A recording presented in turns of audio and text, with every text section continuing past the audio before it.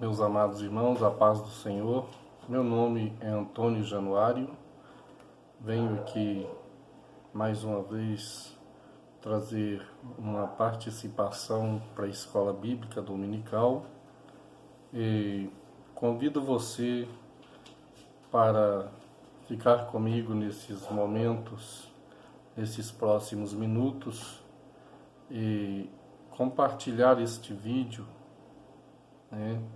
Que conforme a gente está aqui contribuindo também, que você possa também compartilhar, contribuindo com outros irmãos, este comentário neste vídeo.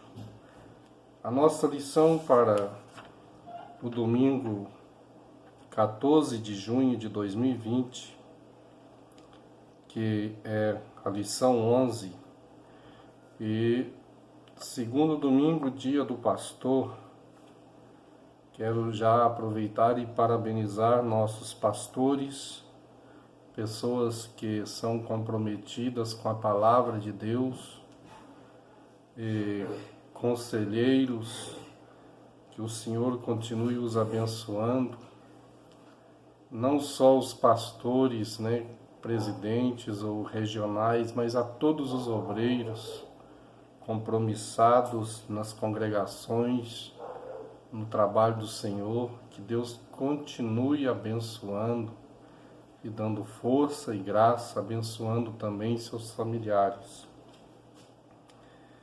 O título da nossa lição diz: Atributos da unidade da fé, humildade, mansidão e longanimidade.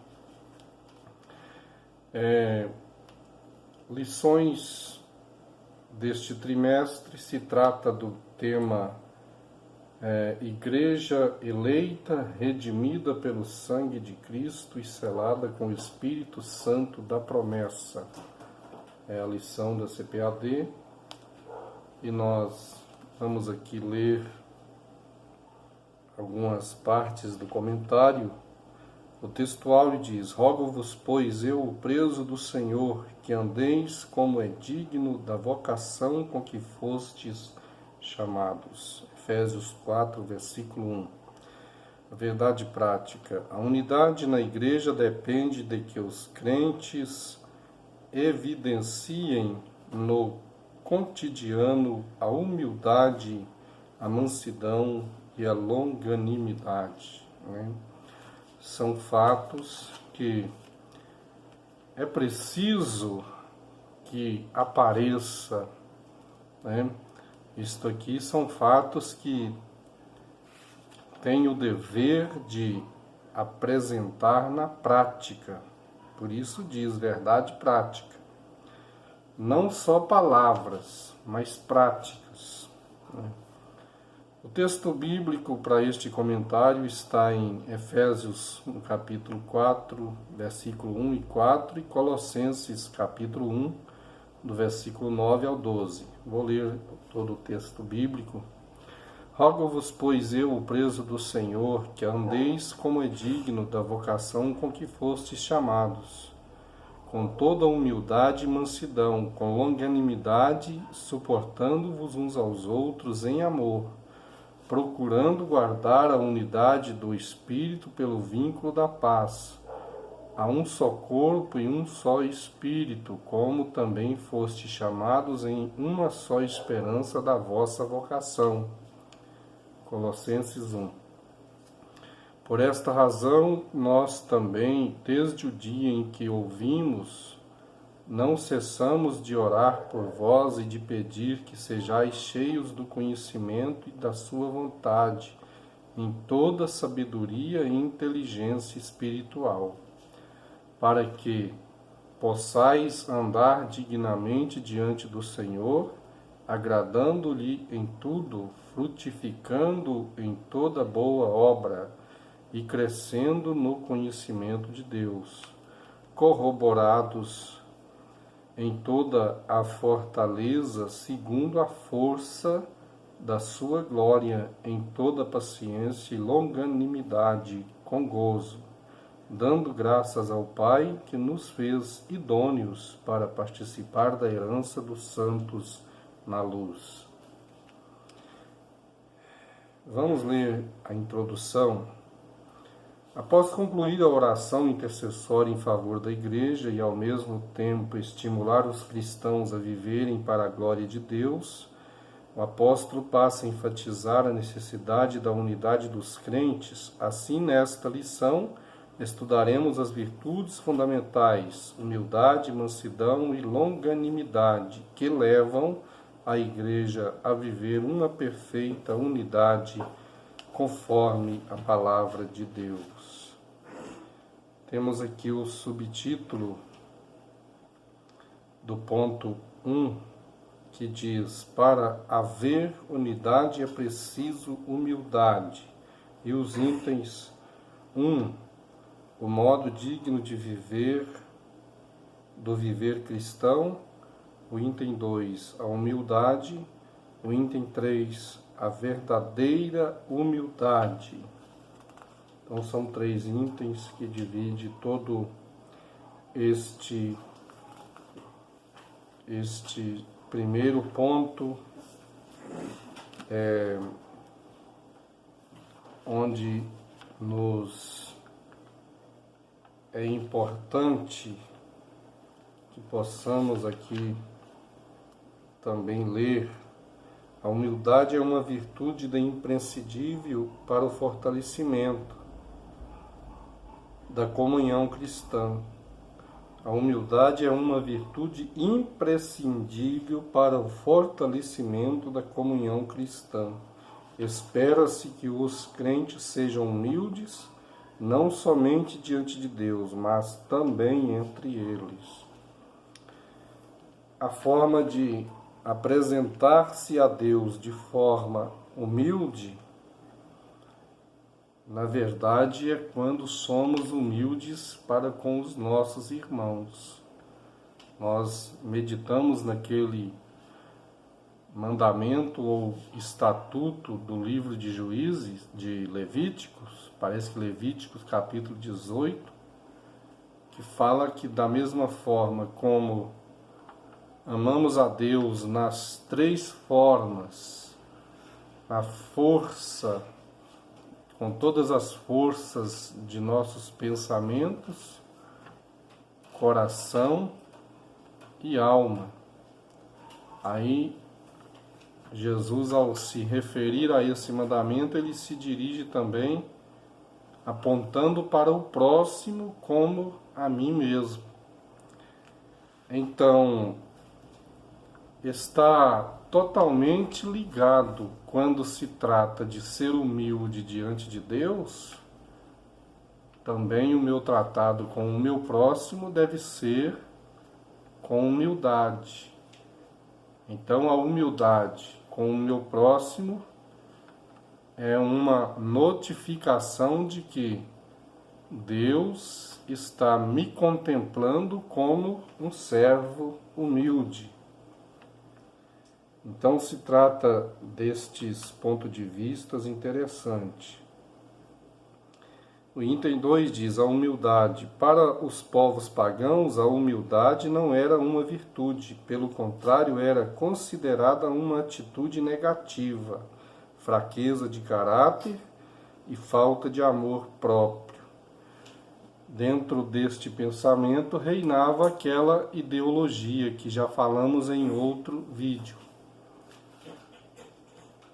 Desde a geração de Caim, passando por Lameque, que era o pai do 7º varão da geração de Caim, pai de Tubal-Caim.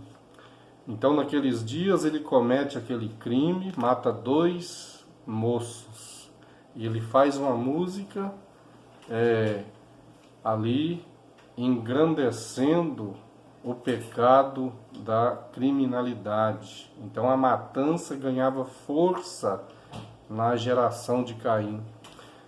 E para este pressuposto, a geração de Cã, o filho de Noé, pós-diluviano, sua geração passa a ser uma geração pecadora, que agrava e confronta também a presença de Deus, dando continuidade às ramificações da ideologia de Lameque.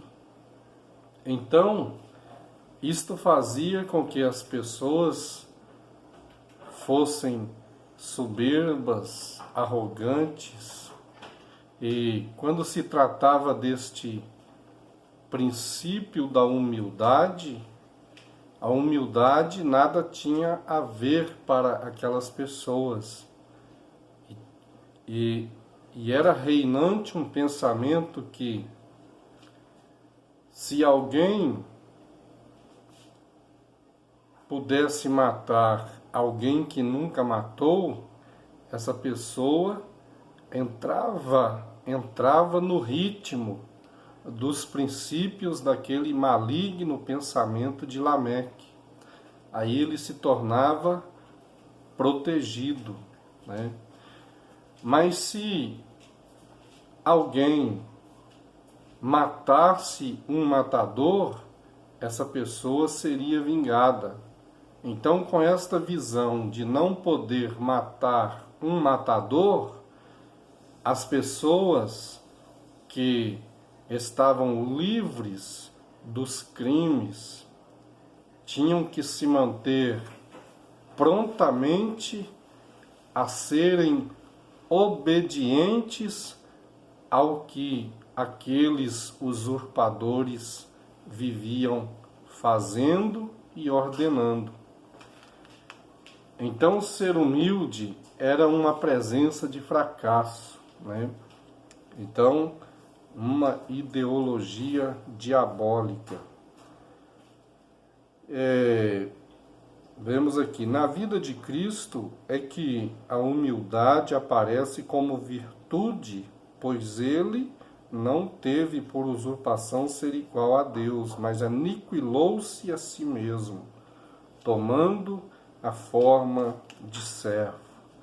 Então Jesus veio para resolver de uma vez todos os problemas da humanidade.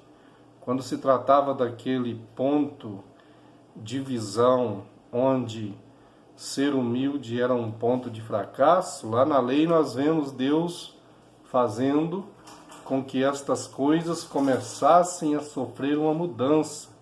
Ele autoriza Moisés a colocar como código da lei, olho por olho, dente por dente, para ver se a humanidade de Israel tivesse força para reagir contra seus inimigos.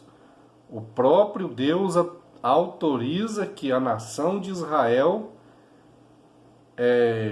aniquilasse seus inimigos, matassem seus inimigos. Mas esta situação também não resolveu o problema da humanidade. Então é por isso que vemos os discípulos trazendo um questionamento para Jesus, dizendo: Mestre, até quantas vezes pecará o meu irmão contra mim, e eu perdoarei até 7? Jesus disse: não te digo até 7, mas até 70 vezes 7. Jesus manifestou para desfazer as obras do diabo, né? Por mais que a lei fosse apresentada como uma forma de Israel sendo autorizada por Deus a confrontar seus inimigos na base da força e da espada, mas cabia também Israel obedecer os mandamentos divinos, não se complicar com a idolatria, não se complicar com as feitiçarias e outras ideologias malignas. Mas Israel fracassa quando eles querem vencer seus inimigos, mas eles desobedecem a Deus quando tentam imitar as demais nações nas suas práticas pecaminosas. Então Israel fracassa. Jesus veio justamente para desfazer as obras do diabo, cumprindo todas as partes da lei, tanto cerimonial quanto espiritual e moral.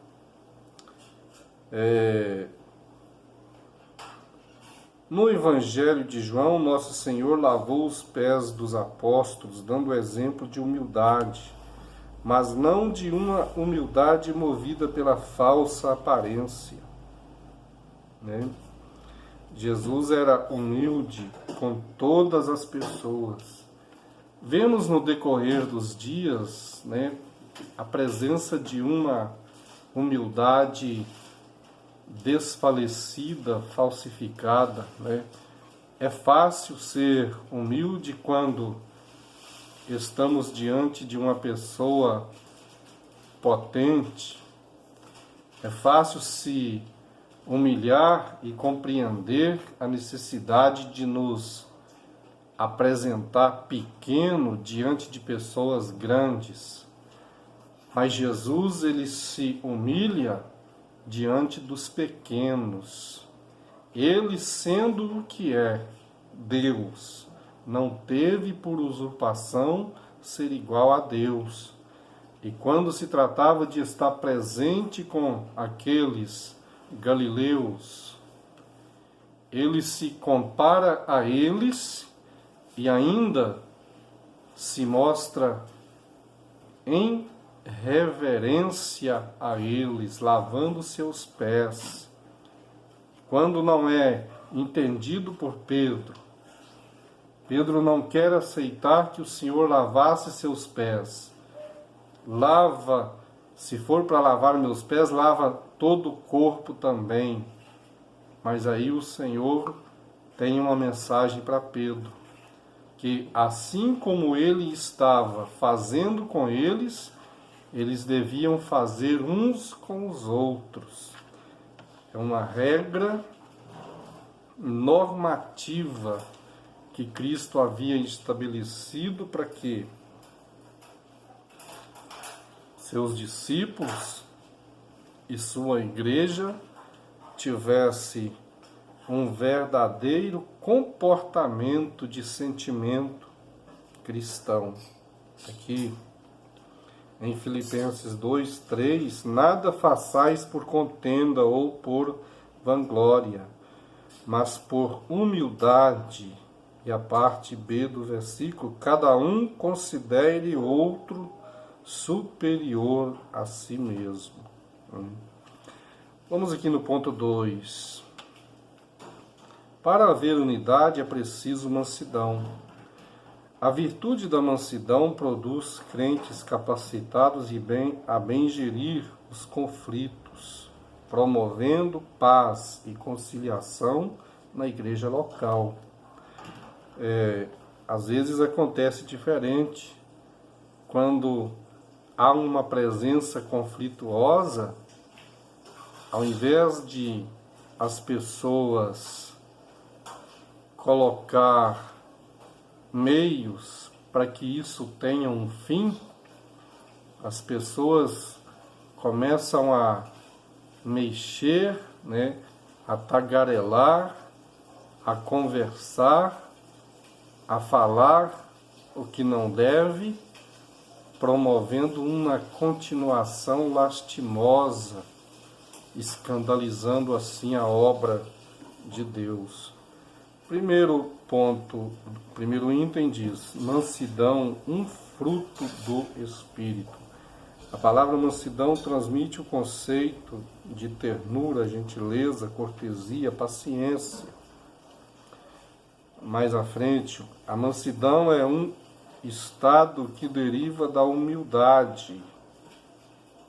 O termo indica moderação nas ações, bom trato para com o semelhante, ausência de precipitação.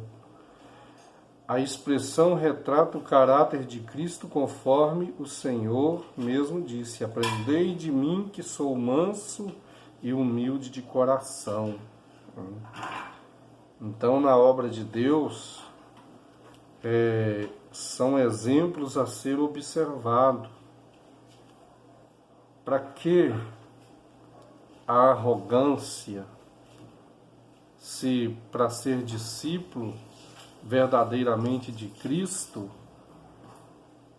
a visão necessária transmitida por Cristo é humildade. Então, onde certas pessoas se usurpam do direito de se colocar arrogantes na presença do povo de Deus, né? Então, são comportamentos que não combinam, não concordam com as Escrituras Sagradas. Segundo item, grandes exemplos de mansidão, Moisés e Jesus Cristo. Moisés foi reconhecido como o homem mais manso que havia sobre a terra. O texto de Números, capítulo 12, versículo 1 e 2 aí, apresenta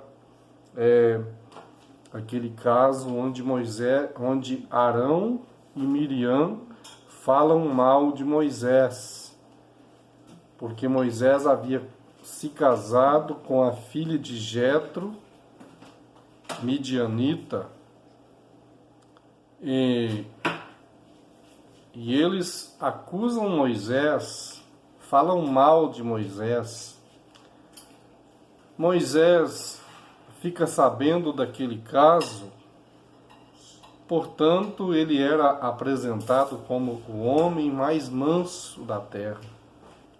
Então, para estar na frente do povo de Deus, é preciso que essas qualificações identifique bem o servo de Deus, ser manso, ser humilde.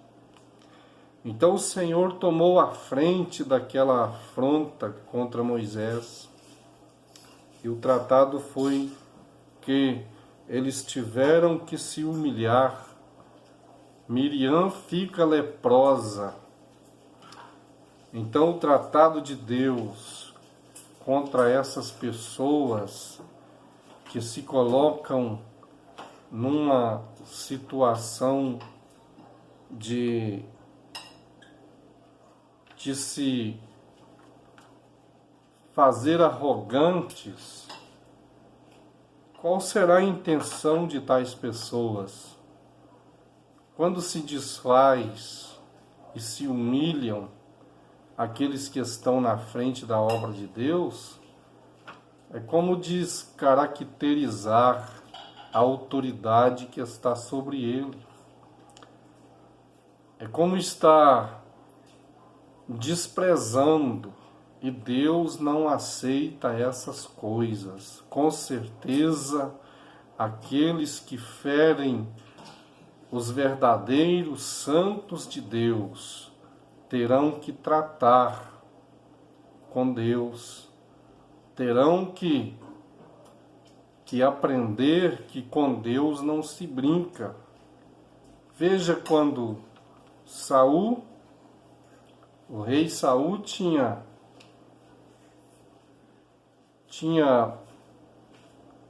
apresentado causas para que Davi fugisse da sua presença.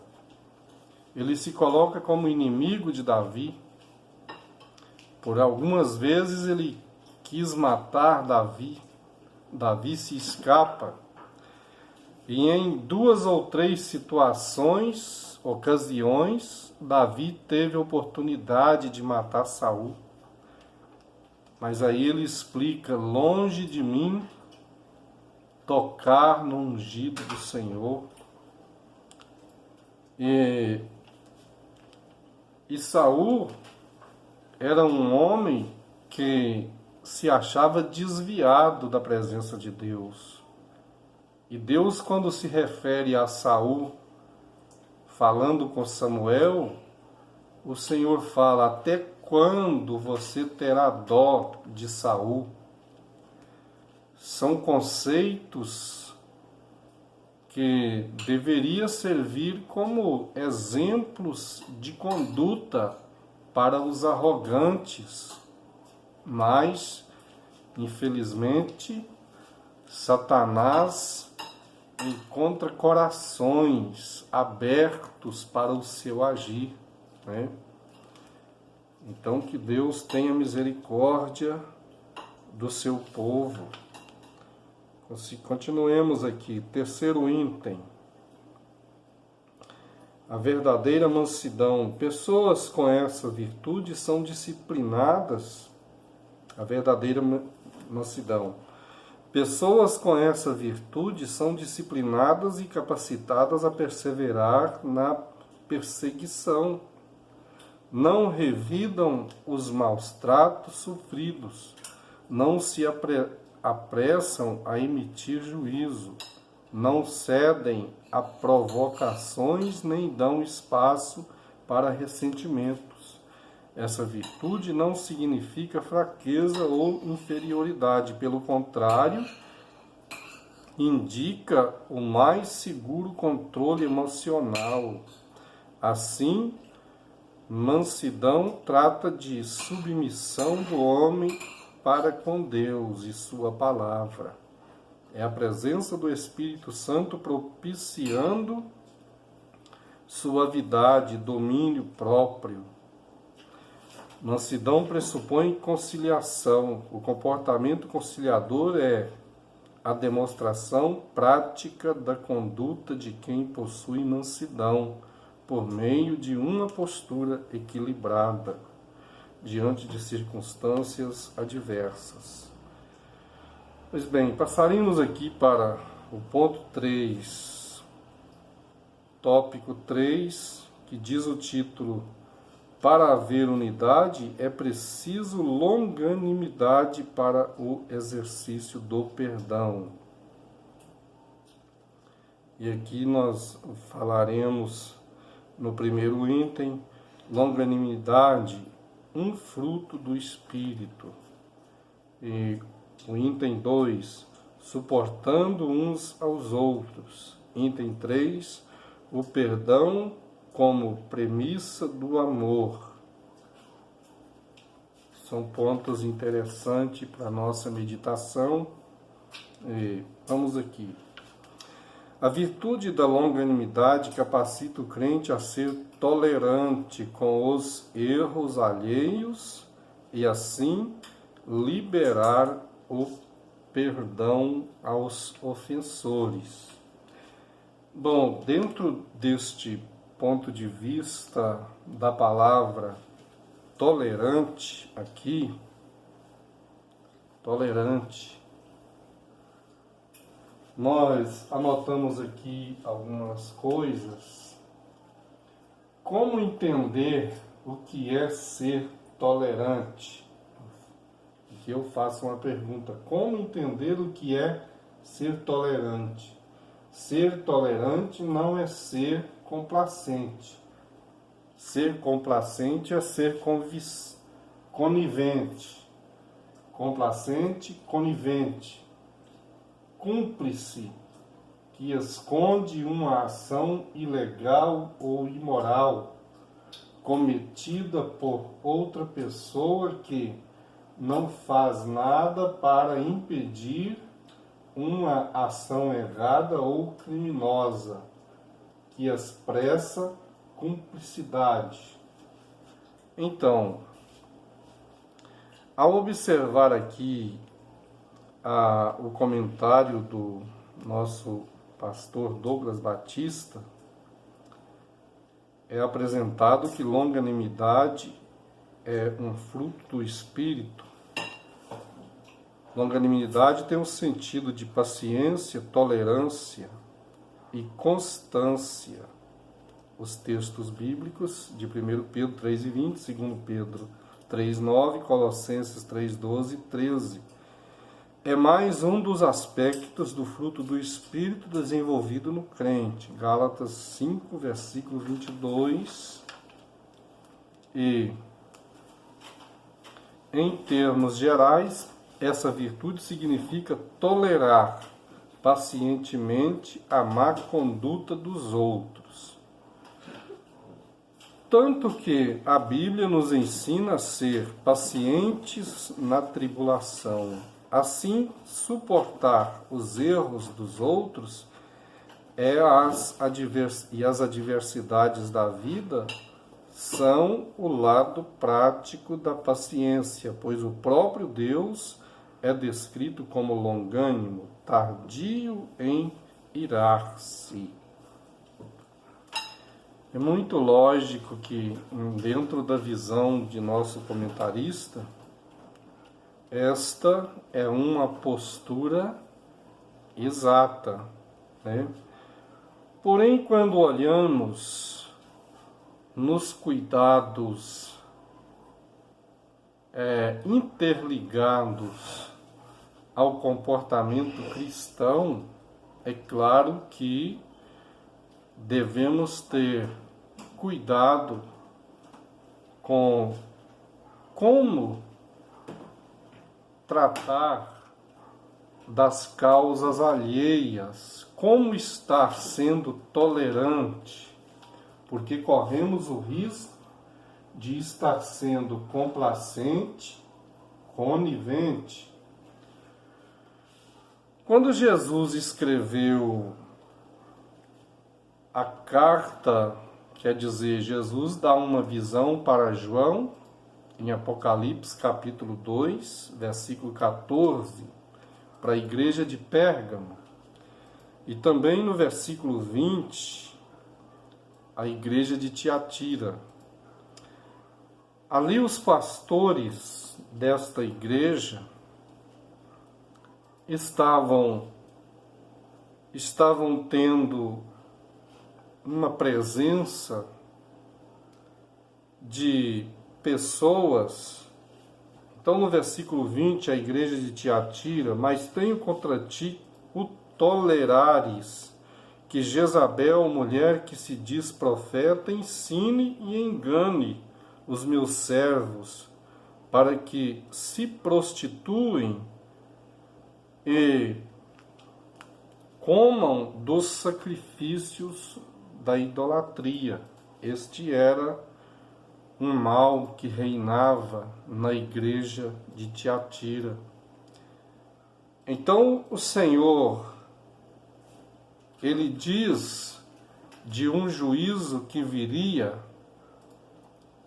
sobre a terra, chamada de grande tribulação. Eu li aqui os textos, tanto da carta da igreja de Pérgamo, quanto este tratado da igreja de Tiatira. Na igreja de Pérgamo também, o pastor estava sendo paciente, porque ali tinha alguém que ensinava a doutrina de Balaão e também a doutrina dos nicolaítas, coisas que eram abomináveis aos olhos de Deus. Então, de que forma nós podemos entender a forma necessária de sermos tolerantes com pessoas que são dissimuladas a viver uma vida constante sem que se dê ou que se mostre uma oportunidade ou um desejo de se consertar com Deus? Então, dentro destes aspectos das Escrituras, o tratado de Jesus com o anjo da igreja de Pérgamo e o tratado de Jesus com o anjo da igreja de Tiatira, entendemos que tem que haver um equilíbrio no tratado. Nem sempre as causas alheias pode ter uma continuação e a igreja ser tolerante com tais situação, né? Quando nós vemos a palavra de Deus também no Evangelho de Mateus, capítulo 18 e versículo 18, Jesus disse: na verdade vos digo que tudo quanto ligardes na terra será ligado no céu, e tudo quanto desligares na terra será desligado nos céus. Então Jesus permite, ele entregou à igreja a autoridade de tratados na terra. A igreja é o corpo e ele é a cabeça. Então a igreja tem a mente de Cristo para as causas da tolerância, como também